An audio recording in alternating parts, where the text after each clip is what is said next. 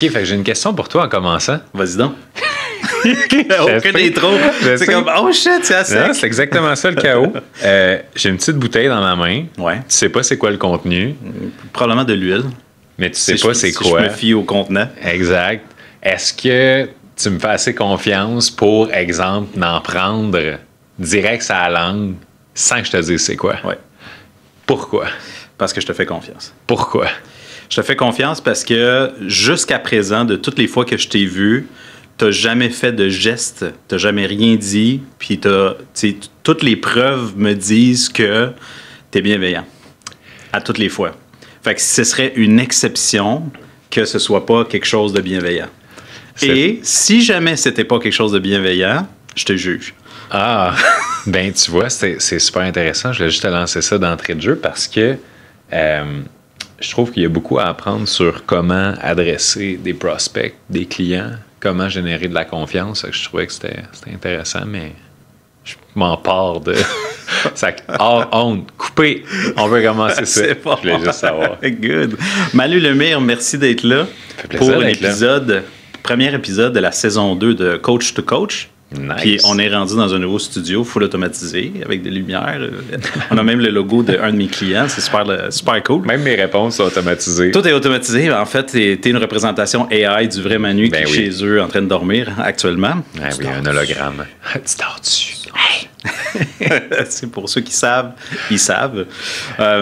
Et puis, le concept est très simple. On a 5 questions à se poser chacun de notre côté. On est tous les deux des coachs. On se connaît personnellement dans la vie. Moi, je me suis fait coacher par toi au niveau de la LMF. Et je continue aussi dans ce cadre-là. On vient du Mexique aussi de la Business Week, où est-ce qu'on a eu du très bon temps ensemble. Et puis, aujourd'hui, c'est toi puis moi. C'est la première fois, techniquement, qu'on est tout seul, en train de jaser en one-on-one, sans qu'il y ait quelqu'un, soit qui observe, soit qui interrompt, soit qui dit n'importe quoi à côté de nous autres, ou qu'on est dans un cadre de coaching-coaché. Fait que là, on est d'égal à égal, 2 coachs en train de jaser de coaching, puis de la vie. Ah, c'est de coaching qu'on va parler. Et ouais, t'avais pas reçu le mémo? Je vais adapter mes questions. C'était-tu coach to coach qui t'avait throw off? Ah, je pensais que c'était coast to coast, puis c'était pas... Non, j'étais sûr que c'était sa géographie. Excuse-moi, j'avais préparé mes questions de trivia. T'as mal lu. Fait que j'ai un petit brise-glace pour toi, qui est ma première question. Fait qu'on va commencer... on va se donner à peu près une demi-heure chaque ou 45 minutes. Il nous reste à peu près 1 heure de recording de toute façon. Là, fait que, au minimum 30 minutes chaque. Et puis, j'aimerais ça te poser des questions que la plupart des gens ne te posent pas. Je vais te donner la plupart. Parce que c'est exactement les règles que tu m'as imposées. Puis deux, parce que non, ce qui m'intéresse le plus dans Coach to Coach, c'est sortir le mythe, sortir les affaires intéressantes que la plupart des gens sortent pas en coaching parce qu'on ne se fait pas poser ces questions-là. Donc, entre 2 coachs, de quoi on parle? Fait que c'est de ça qu'on va parler aujourd'hui. La première question que j'ai pour toi, Manu, c'est, drum roll, en dehors de ton travail de coach puis de conférencier, c'est quoi la passion ou le hobby qui est méconnu, qui occupe une place super importante dans ta vie? Ça peut être aussi plate que j'en ai pas? Ça peut être aussi plate que t'en as pas. Parce que hobby, passion, j'ai trouvé le moyen de monétiser ça, justement. Fait que c'est ce que je fais aujourd'hui temps plein. Je te dirais, ce qui me passionne, c'est ce sur quoi j'étudie. C'est le développement d'affaires, le développement personnel, l'entrepreneuriat, le comportement humain. Fait que mes chaînes YouTube, tu sais, quand je dîne puis j'ai du temps libre, c'est ça que je regarde sur YouTube. Je suis tout le temps hobby. Tu sais, c'est sûr que... j'en ai plus tant que ça. Non, je te dirais, ma blonde, c'est un excellent hobby, là, quand même. Tu sais, on la salue d'ailleurs, mais exactement. Dans le sens, je passe beaucoup de temps de qualité avec elle. On fait plein d'activités et tout ça. Mais sinon, est-ce que, je vais avouer aujourd'hui que j'aime le macramé ou faire des biscuits, peut-être? Non et non. Soupe aux courges? OK, ouais. Potage. J'ai une passion, les courges en général. Mais c'est ça, c'est l'automne qui est un highlight dans ma vie. Sinon, les 3 autres saisons, je toffe jusqu'à l'automne pour le retour de la saison des courges. Donc, toi, tu as vraiment fait l'exemple de je veux plus travailler de ma vie, donc je fais en sorte que même mes hobbies, c'est rendu mon travail. Oui, exactement. Ben, c'est parce qu'en fait, c'est ça qui est intéressant, c'est que moi, j'ai pas commencé ma mission de vie par un projet d'affaires ou par un objectif de rentabilité quelconque. C'est vraiment une passion dévorante pour le développement personnel que je me suis mis à partager beaucoup. Et en la partageant, parce que, tu sais, évidemment, c'est un peu comme quand tu partages quelque chose de cool à quelqu'un puis qui revient avec du feedback de « Hey, c'était vraiment cool, merci. Ouais. » Un peu comme « Hey, ma recette de smoothie, tu l'essayeras. » Tu reviens « Hey, c'est le meilleur smoothie que j'ai mangé de ma vie. » Ben, c'est stimulant puis tu as envie d'en faire plus puis tu as envie de tester des nouvelles recettes puis tout ça. Fait que moi, le développement personnel, c'est un peu la même chose. Puis justement, là, il a commencé à avoir non seulement moi qui ai envie de le partager, mais des gens qui ont commencé à me demander de partager plus. Et c'est ça qui a fait que ça a créé un mouvement et j'ai vraiment bâti une énorme audience avant de faire de l'argent avec ça. Fait que c'était vraiment comme, ben, je partage, ça les intéresse, ils posent des questions, je donne des réponses, je fais des recherches, je partage mes trouvailles, puis éventuellement, j'ai bâti un business model autour de ça, mais c'était vraiment une passion de base. Puis même si tu me disais, Manu, il y a un ordre professionnel qui existe, t'es banni des coachs, de whatever, t'as plus le droit de faire de conférences, tu sais, je trouverais le moyen quand même de partager, même si c'était plus ça ma profession, parce que j'aime ça. Got it. Very cool. Merci beaucoup pour ça.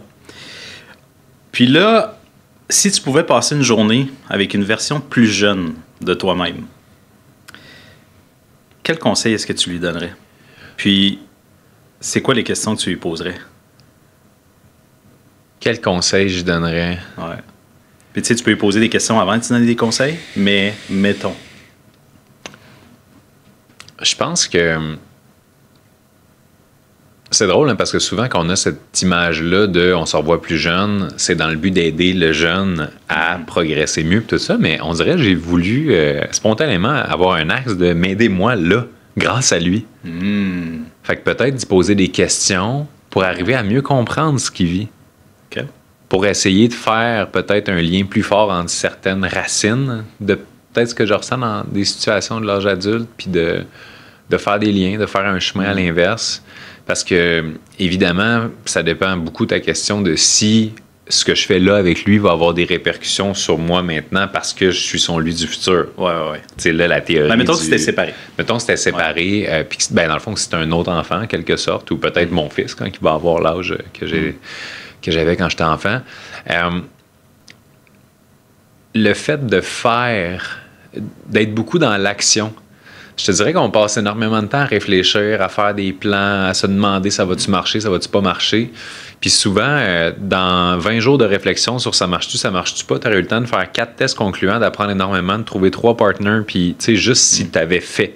Ouais. Fait que je pense qu'on perd, tu sais, tout le monde, on a juste une vie à vivre, mais on a l'occasion de vivre probablement 3 vies dans cette même vie-ci si on agit plus. Puis agir plus, ça veut pas dire faire des heures de fou, ça veut pas dire travailler à la fin de semaine, ça veut juste dire d'oser passer à l'action pour valider les théories. Ouais. Puis je dis souvent à mes clients, justement, en coaching, n'oublie pas que tu es une excellente personne, puis pas dans le sens performance, dans le sens fondamentalement ton âme, tu es une belle et bonne personne et que tu as le droit à l'erreur. Fait que tu peux foncer de tout ton être dans une direction avec la conviction la plus inébranlable que c'est la bonne chose à faire, rendu là, te rendre compte que c'était pas ça du tout, l'assumer. Ouais. Et c'est pas parce que tu as fait une terrible erreur ou une terrible action que ça veut dire que tu es une mauvaise personne ou que c'est fini pour toi. Est-ce que tu parlerais comme ça à un enfant? De cette façon-là? Je donnerais des métaphores plus claires, mais je pense que je dirais, tu sais, va dire à lui que tu vas être son ami, ose dire à ton professeur que t'aimes pas comment il te parle, des choses comme ça. Ouais. Puis, dans ton historique à toi, tu sais, t'as vécu, t'as publiquement dit c'était quoi ton historique au niveau de la violence et tout ça. Ah, je pensais de navigation. Est-ce que tu aurais tendance à vouloir le thérapeutiser, cet enfant-là, ou pas parce que, justement, t'es devenu qui t'es devenu grâce à ça? Moi, je suis extrêmement... je suis très fataliste dans mon approche de la vie, dans le sens où ce qui doit être sera. Fait que changer le passé, ça m'intéresse pas. Me préoccuper du futur, non. L'influencer de par mes choix dans le présent, oui.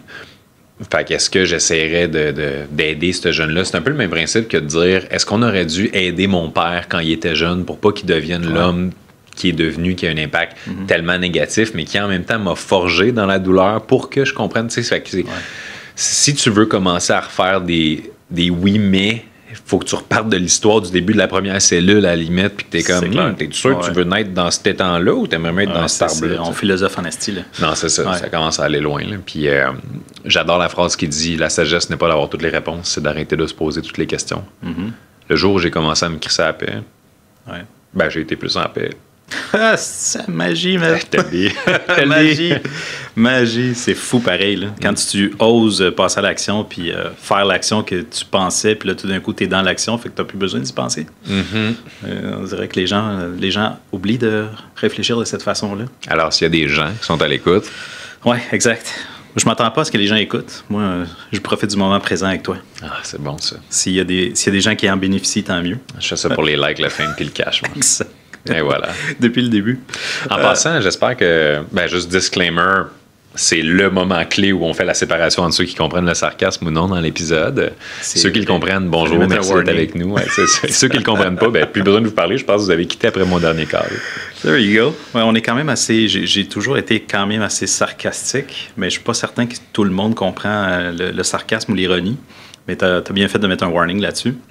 Dis-moi, est-ce qu'il y a une expérience ou un échec spécifique qui t'a profondément marqué, mais dont tu parles rarement en public? Parce que Christ, c'est une grande gueule. Fait que, qu'est-ce que t'as pas dit encore? J'ai quasiment la même question pour toi tantôt, c'est malade. Qu'est-ce que j'ai pas dit encore? Un échec, parce que j'ai énormément partagé, dont des moments où j'ai même pas pris le temps encore de process mes émotions. J'ouvre la caméra en live sur Facebook, puis je fais comme, on va processer cette nouvelle-là à deux. J'ai déjà fait, là. Wow. J'avais les Monday à l'époque, qui étaient pour Monday, lundi, puis c'était des lives de 7h à 7h30 le soir. Puis c'était juste, j'ouvre la caméra, je réponds à des questions, je partage mes feelings du moment, puis tout ça. Puis il y a une fois, j'avais eu une situation qui m'avait tellement dévasté d'un point de vue émotionnel, puis c'était comme 15 minutes avant de rentrer en live. Et c'est ça, j'avais juste vécu ces émotions-là en direct. Fait que, vite de même, est-ce qu'il y a quelque chose que j'ai pas partagé? Ça fait quand même depuis 2010 que je partage en ligne. Ouais. Ça se peut que la réponse soit non. Je pense pas qu'il y a quelque chose que j'ai pas... Ben oui, il y a des catégories de choses que j'ai peut-être moins partagées, parce qu'il faut pas oublier une chose, c'est que à chaque fois que je partage, je me demande toujours « What's in it for them? Je me demande pas, est-ce que ça va me rapporter du capital de sympathie? Est-ce que ça va me faire bien paraître? Ou est-ce que moi, à la limite, j'ai envie de le partager? Parce que ça arrive des fois qu'on aurait envie de partager des choses, mais je suis comme, est-ce que c'est utile? Est-ce que ça sert? Est-ce que c'est bienveillant? Un peu les 3 passoires de Socrate. Puis, des fois, je choisis juste de ne pas le faire parce que je ne vois pas nécessairement la pertinence de le faire. Puis aussi, mais je crois que c'est bon de se filtrer d'une certaine manière. Puis pas se filtrer dans le sens, je veux montrer qu'est-ce qui est beau, je veux pas montrer qu'est-ce qui est pas beau. Mais juste, des fois, en fait, c'est ça qui est ironique, c'est qu'on reproche beaucoup ces réseaux sociaux de juste montrer le beau, le bon tout le temps. Ouais. Mais moi, il y a énormément de choses qui sont magnifiques qui se passent dans ma vie, là, que je ne partage pas nécessairement. Ouais. Fait que, tu sais, c'est pas juste d'être comme dans le beau et dans le pas beau, on le cache. C'est qu'il y a des fois des éléments de très beau que je montre pas, puis des éléments de très laid que je montre pas non plus. Ouais. C'est toujours une question de pertinence, puis de est-ce qu'ils peuvent faire quelque chose avec ça? Un peu comme en fin d'une conférence, quand quelqu'un vient me voir et me dit hey, Manu, t'es incroyable, wow, t'es le meilleur conférencier que j'ai vu. Ça arrive jamais d'un. Deuxième. Mais si ça arrivait, on va dire moi, je veux pas que cette personne-là parte. Ouais, c'est ça, c'est ma bucket list. Aimez-moi.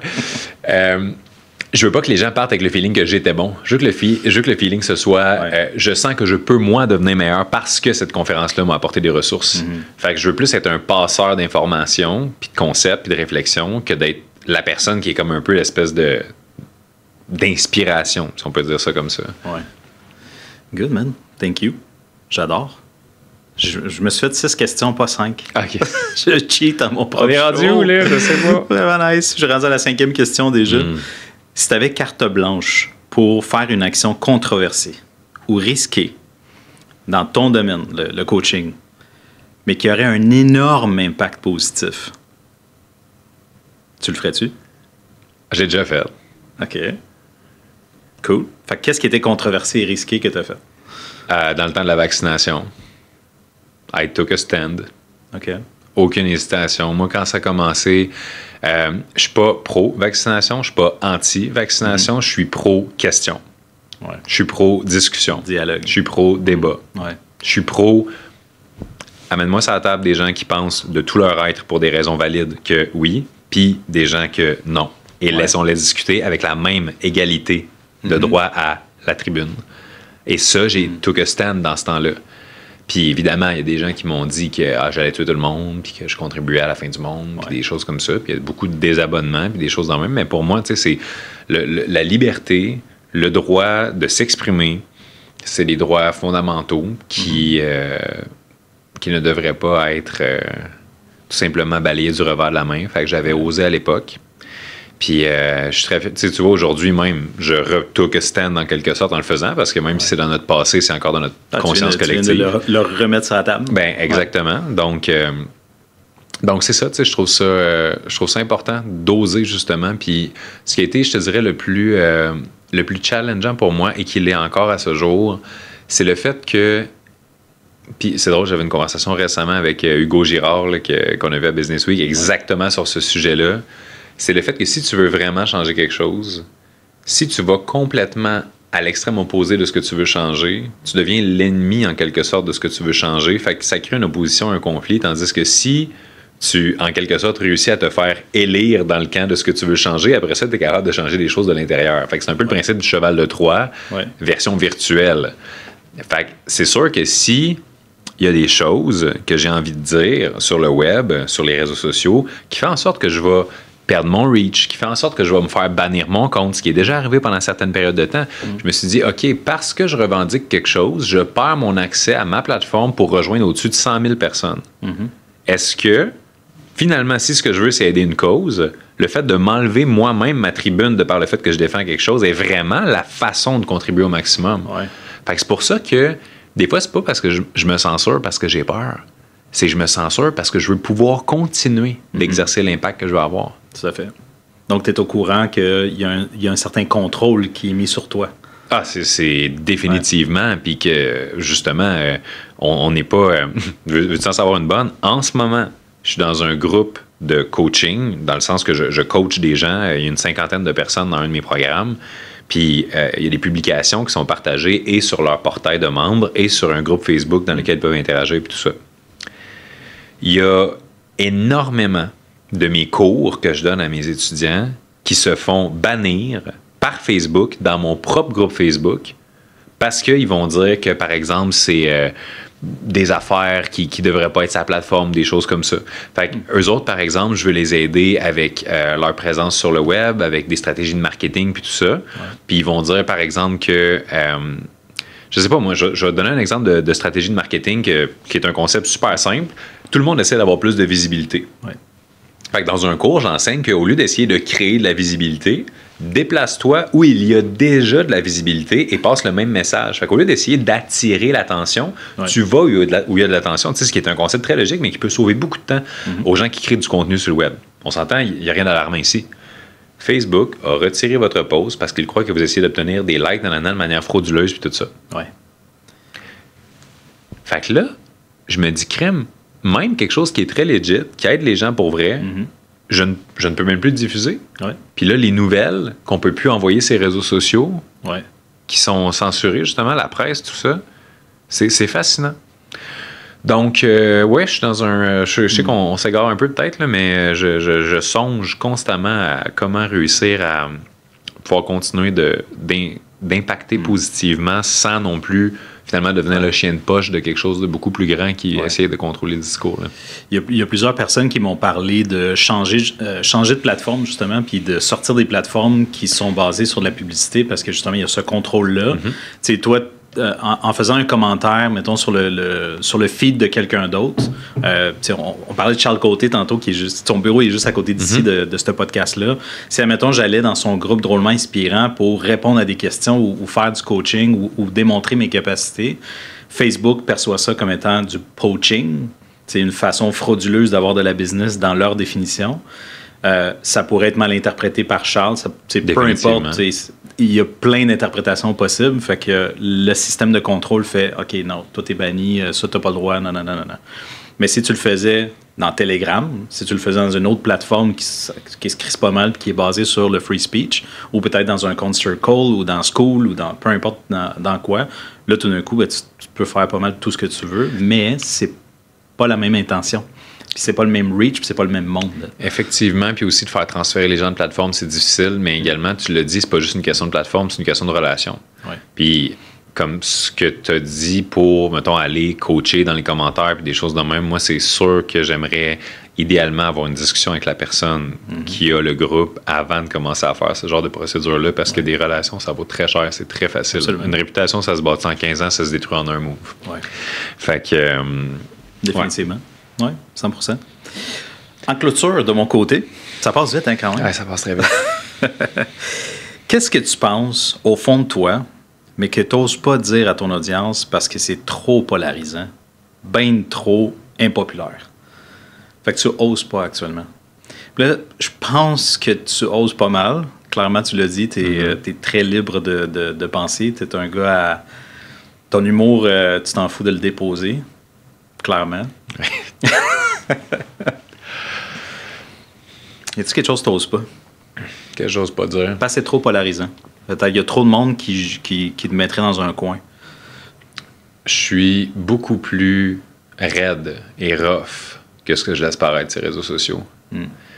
J'ai un seuil de tolérance de 0,001% envers la victimite. Fait que je te dirais que quelqu'un à qui, par exemple, je vais donner une solution pour X problème, quelqu'un à qui je vais dire, ben contacte telle personne puis elle va t'aider avec ça. Si tu le fais pas, si tu t'appliques pas, si tu... Ouais, mais c'est parce... Je pars de tellement loin dans la vie, là. Ça m'a pris 7 ans de travail plus et beaucoup plus que temps plein avant d'arriver à faire le moindre petit revenu avec mon rêve, avec mon projet, ma passion.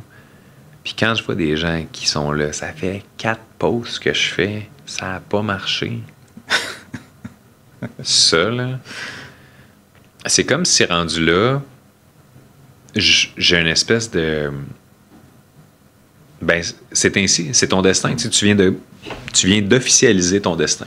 Ouais.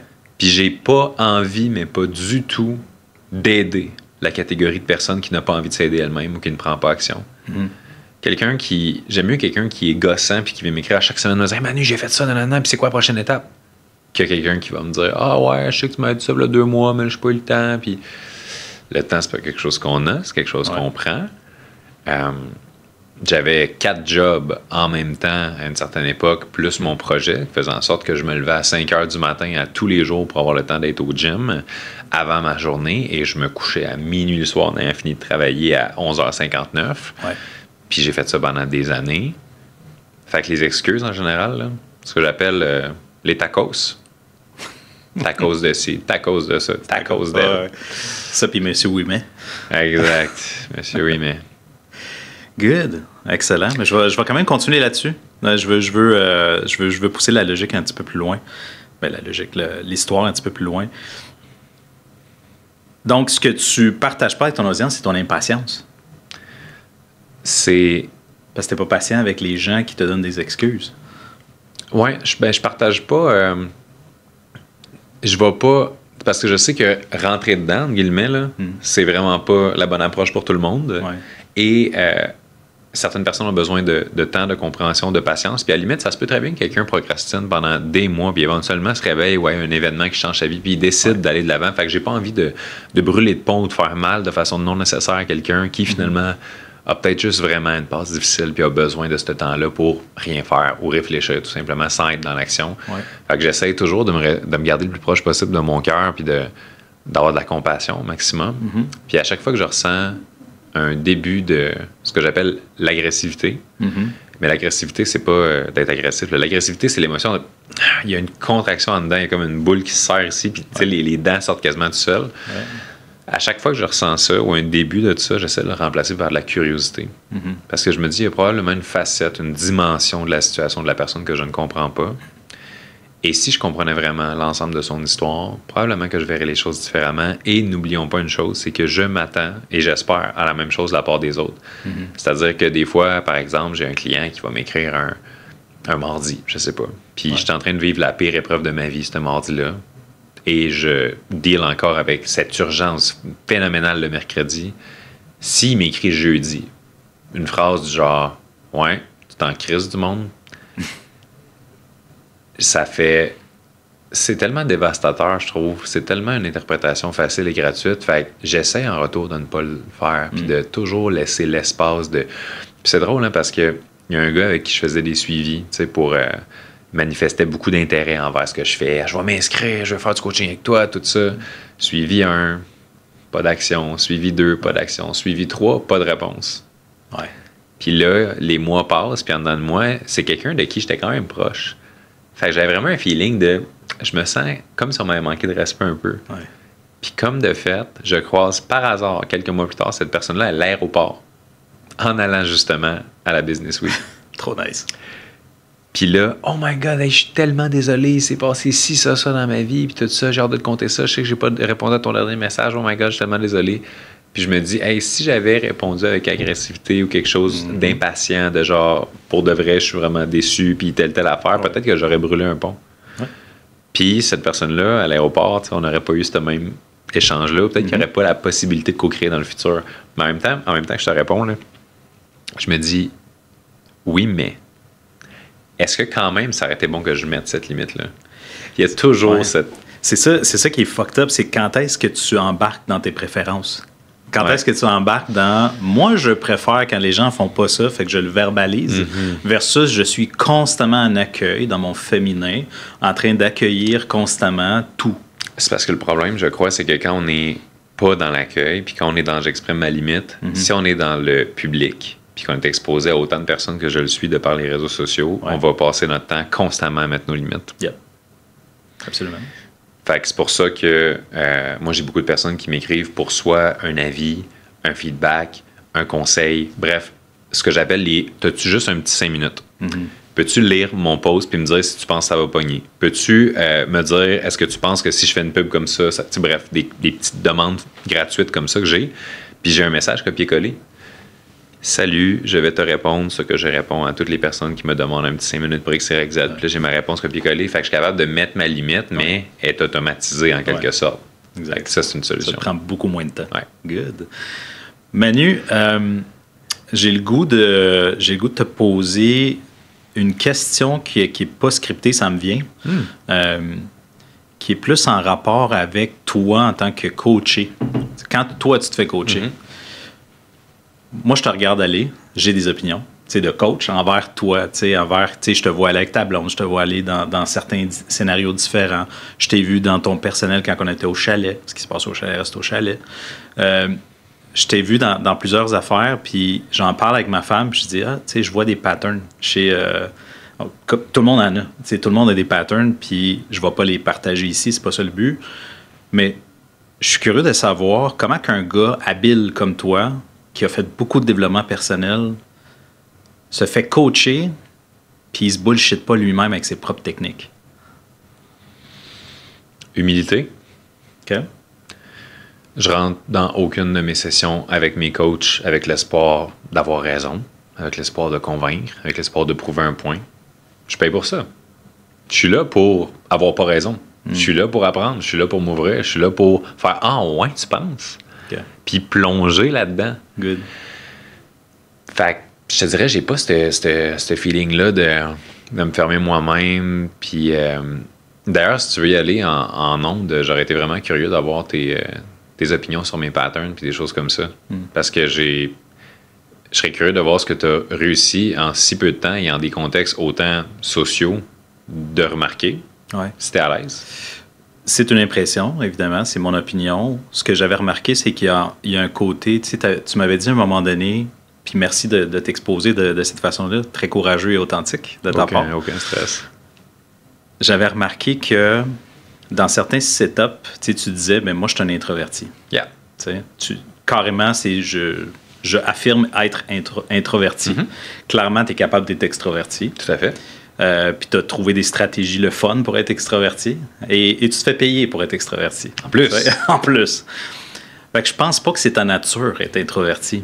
Je pense que c'est encore une façon de te dégager d'un stress. Comme une stratégie. Ben, c'est exactement ce que je t'avais partagé, moi-même, au chalet. OK. Je sais pas si tu t'en rappelles. Je me rappelle pas exactement de ça. Oui, c'est super simple comme concept. Puis ça, c'est valide pour tout le monde en ce moment là, qui veulent le hack pour être introverti. C'est que dans le fond, à partir du moment où tu affirmes une identité, je suis extraverti, je suis introverti, ça vient avec un ensemble de concepts puis d'attentes de la part des autres envers toi. Ouais. Fait que si tu t'affirmes et affiches comme étant extraverti, à la seconde où tu n'es pas le clou du spectacle en train d'entertain, puis d'être vraiment vocal et tout ça avec les gens, qu'est-ce qui va pas? T'es-tu correct? Hey, Manu, hier, il n'était pas lui-même. Ou, tu comprends? C'est comme s'il y a une espèce d'attente envers le personnage extraverti. Tandis que quand tu mets les attentes à « je suis introverti », là, quand tu fais des jokes, quand t'es fin, c'est comme hey, finalement, pas si introverti que ça, c'est le fun, Colin. C'est comme si tu peux pas en quelque sorte perdre, parce que quand tu as besoin de ta bulle, d'être en silence puis replié sur toi-même, c'est normal, tu es introverti. Tu comprends? Oui. Fait que je m'en sers un peu de cette façon-là parce que j'adore mon monde intérieur, je suis vraiment bien dans le silence, puis surtout, non seulement je suis bien dans le silence, mais je ne suis pas bien dans le bruit non nécessaire. Fait que les gens qui sont pas bien dans le silence, qui le meublent avec des propos insipides, qu'il meuble avec des opinions, des jugements, des choses que finalement je me dis, OK, mais pour 90% du temps, dans des groupes, puis que les gens s'expriment, j'ai envie de dire, mais pourquoi tu parles? À quoi ça? Genre. Tout à fait. Puis pas juste what's the purpose, dans le sens que chaque parole doit avoir un sens précis, puis genre à changer le monde, mais des fois, c'est fascinant à quel point juste la question pourquoi tu parles. Je serais curieux de voir les réponses des gens. Donc, ce statut-là d'introverti me permet une espèce de sphère de protection, si on peut dire, dans laquelle je me sens bien de me reculer, ou si je décide d'aller me coucher plus tôt, des choses comme ça, puis de partir d'un événement pas trop tard, des choses comme ça. Fait que c'est pour ça que... Parce que tu vois, quand je suis dans un groupe, avec des gens qui m'inspirent, des gens qui me font rire pour vrai, des gens qui ont quelque chose à dire, des gens qui sont entertaining, puis que je considère que c'est de part et d'autre, on se fait grandir, puis c'est des beaux échanges qui m'énergisent. Là, mon côté introverti va pas nécessairement ressortir, parce que je suis nourri de ça, fait que je m'ouvre, parce que ce que je reçois, c'est extraordinaire. Ça ressemble à ça. Je me demande, merci de ce partage-là, je me demande à quel point tout ce que tu as dit, c'est des croyances que tu as. Que tu te racontes à toi-même pour générer ta réalité en temps réel de la façon que toi, tu veux la faire. Quand je l'entends, j'entends des stratégies. J'entends des stratégies push and pull. C'est comme quand est-ce que je suis disponible, quand est-ce que je suis pas disponible. Voici, je te dis, en ce moment, je mets comme un flag. En ce moment, je suis introverti, fait que attends-toi à ça. Là, je suis extraverti, attends-toi à ça. Tu vois, c'est ça qui est super intéressant, c'est que tu l'as dit, le mot, c'est stratégie. Puis je pense que certaines personnes qui écoutent ça en ce moment se disent peut-être, OK, mais c'est quoi ta personnalité? C'est une stratégie? Ou c'est ton identité, c'est une stratégie? Mais exactement. Lequel des deux? C'est à partir du moment où est-ce qu'on me force à me définir, mais dans le fond, t'es qui à travers tout ça? Mais je peux être qui je veux, en tout moment, puis changer complètement d'idée le lendemain. Parce que l'être humain est un être adaptable. On a cette capacité-là de changer, de s'adapter, de devenir. Fait que pourquoi aller se sticker dans une identité et dire, moi, c'est ça que je suis, puis ensuite, en quelque sorte, se rendre la tâche plus difficile quand on veut sortir de ça, parce que qu'est-ce qui est identitaire est plus difficile à changer, techniquement. Oui, ça peut être une croyance. Oui, exact. Ça peut être une croyance. Oui, pour ça, je le disais aussi, que techniquement, techniquement, c'est la porte de sortie. Tu vois, c'est la stratégie de sortie. C'est la stratégie de sortie. Fait que c'est intéressant de voir que, justement, tout le monde peut choisir l'approche qu'ils veulent par rapport à la vie. De prendre l'exemple, ce que je viens de faire, la pause. Il y a beaucoup de personnes qui ne s'autorisent pas une pause. Puis ils vont juste parler parce qu'ils sont inconfortables avec ça. Fait qu'ils vont dire des choses qu'ils n'auraient pas nécessairement dit parce qu'ils ont parlé trop vite. Mais c'est une stratégie de prendre une pause. C'est appris. C'est un outil qui me sert. Puis je pense qu'au niveau identitaire, quand tu as énormément étudié le comportement humain, tu as énormément accès à des outils qui peuvent te permettre d'être qui tu veux être. Et cette personne-là que tu es, c'est elle ensuite qui influence toutes tes opportunités, tes contacts, tes relations. 100%. So why not, stratégiquement, te choisir l'identité qui te plaît au moment où tu en as le plus besoin? Fait que la vraie question, c'est qui suis-je? Et la vraie réponse, c'est I don't know. Do you? En ce moment, j'ai tendance à te dire que j'ai une bonne idée. personnellement de qui je suis, puis j'essaye le plus, pas j'essaye, je fais du mieux que je peux dans tous les moments d'être le plus cohérent possible avec qui je pense que je suis à tout moment. Alors, j'ai pas de réponse, mais c'est fluide. Un être aligné. C'est le plus aligné possible avec mes préférences. C'est ça. Qu'est-ce que je crois qui est le monde actuellement, puis ça peut changer de même. Exact. Ça peut changer sur une croyance, une interprétation, une pensée, une action. Fait que je me permets justement d'être ancré sur une chose en particulier qui me garde solide tout en ayant la flexibilité, comme un arbre. Mm-hmm. J'ai des racines très, très fortes qui manquent, mais en haut, là, ça peut bouger très flexible. Fait qu'est-ce qu'il y a des parties de toi que tu juges comme étant identitaires, qui sont pas nécessairement 100% positives, mais que tu les assumes en quelque sorte en disant un genre de « Ouais, mais moi, je suis de même, puis ça me convient. » Là, je pense qu'on a viré de bord. C'est bon. Est-ce que ça faisait partie de tes questions? Non, ça faisait pas partie de mes questions. Non, mais c'est correct, je vais répondre pareil parce que je peux la mettre plus... Non, je vais la laisser là. C'est cool de même. Je vais la laisser dans ton segment. Bonne question. J'ai